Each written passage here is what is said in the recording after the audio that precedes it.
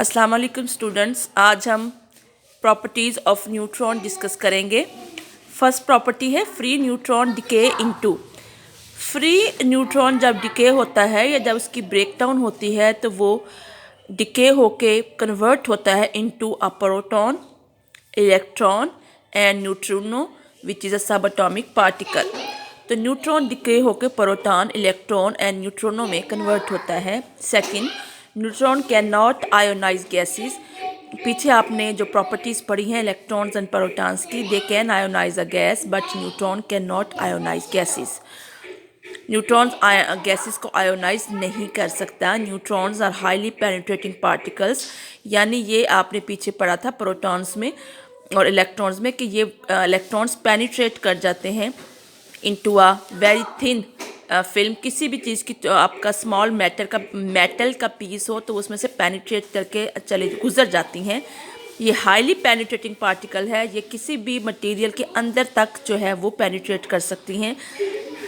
Number 3, they can expel high speed proton. अब जब किसी भी पार्टिकल के अंदर तक जो है वो पेनिट्रेट कर जाएंगी तो वहाँ उन के अंदर से प्रोटॉन्स को एक्सपेल आउट, बाहर निकाल देंगी from paraffin, water, paper, cellulose. ये वो मटेरियल है जिनके अंदर ये पेनिट्रेट करके न्यूट्रॉन जाएंगे और वहाँ से प्रोटॉन को एक्सपेल यानी बाहर निकाल देंगे। Next, when neutrons are travel with an energy of 1.2 mega electron volt. जब आपके जो न्यूट्रॉन है इस स्पीड से मूव करेंगे 1.2 mega electron volt, they are called fast neutrons. और जब वो मूव करेंगे विद 1 इलेक्ट्रॉन वोल्ट एनर्जी के साथ तो आप उन्हें कहते हैं slow neutrons. Slow neutrons are usually more effective then fast for the fission purpose. के फिशन न्यूक्लियर रिएक्शंस के लिए slow moving electrons whose energy is 1 electron volt is more, ये ज़्यादा बेनिफिट और इफेक्टिव होते हैं then fast moving electrons. Next है when neutrons are use as projectile they can carry out the nuclear reaction. ये nuclear reaction भी करवाते हैं, जैसे for example a fast neutron eject. Further हम देखते हैं कि अगर एक फास्ट मूविंग न्यूट्रॉन है और मटेरियल पार्टिकल हमारे पास है न्यूट्रॉन, आपका नाइट्रोजन है, क्या है हमारे पास नाइट्रोजन। जब न्यूट्रॉन नाइट्रोजन से टकराएगा तो नाइट्रोजन से हीलियम पार्टिकल यानी अल्फा पार्टिकल्स को इजेक्ट आउट करेगा फ्रॉम नाइट्रोजन और नाइट्रोजन को बोरोन में कन्वर्ट कर देगा। यानी एक ये न्यूक्लियर रिएक्शन है जिससे वो एक non radio active element nitrogen में से अल्फा पार्टिकल्स को बाहर निकाल के हुए इसकी डिसइंटीग्रेशन करता है नाइट्रोजन की और ये बोरोन में कन्वर्ट हो जाता है। Next, when slow moving neutrons hit the copper. तो ये 2 स्टेप रिएक्शन है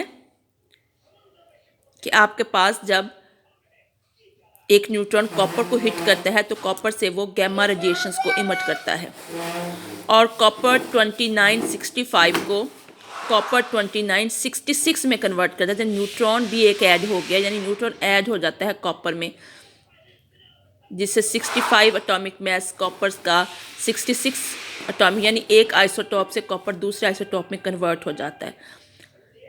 अब जैसे ही न्यूट्रॉन कॉपर के अंदर जाएगा ये कॉपर के अंदर से गैमा रेडिएशंस को इमिट करेगा और 29 और 66 कॉपर में कन्वर्ट कर देगा। फिर इस कॉपर 2966 में से इलेक्ट्रॉन्स को इमिट करेगा और जब एक इलेक्ट्रॉन कॉपर के अंदर से निकल जाएगा तो कॉपर का जो एटॉमिक नंबर है, यानी आपने इसके एटॉमिक नंबर में नंबर ऑफ प्रोटॉन्स, तो जब एक इलेक्ट्रॉन यहाँ से निकल गया तो कॉपर 29 से 30 यानी कि एक एटॉमिक नंबर उसका बढ़ जाता है बाय 1 यूनिट जब एक इलेक्ट्रॉन निकलता है कॉपर से और कॉपर जिंक में कन्वर्ट हो जाएगा। Because of their intense biological effect of neutron they are being use in the treatment of cancer में भी इसे यूज़ करते हैं। Measurement of charge to mass value of electrons. In 1897 J Thomson ने एक इंस्ट्रूमेंट को यूज़ किया था to find out the charge to mass value of electron. ये वही आपका measurement of charge to mass value of J Thomson जो आपने इलेक्ट्रॉन में यूज़ किया था। इसमें हमारे पास है क्या, एक डिस्चार्ज ट्यूब है डिस्चार्ज ट्यूब के अंदर आपने इलेक्ट्रॉन्स को जो है वो प्रोड्यूस करवाना है। ये आपका एनोड है और एक्सटर्नल सर्किट में एक हाई वोल्टेज बैटरी जोड़ी है और ये कैथोड है। अंदर को गैस फिल करेंगे। जैसे ही आप हाई पोटेंशियल डिफरेंस क्रिएट करोगे, आप यानी कि इसको हाई करंट दोगे बैटरी से और प्रेशर रिड्यूस करोगे डिस्चार्ज ट्यूब का, तो कैथोड की सरफेस से कैथोड रेज इमिट होंगी जो स्ट्रेट मूव करती हुई जाएंगी। जहाँ से आपने उसको फोकस करना है टुवर्ड दिस चैम्बर।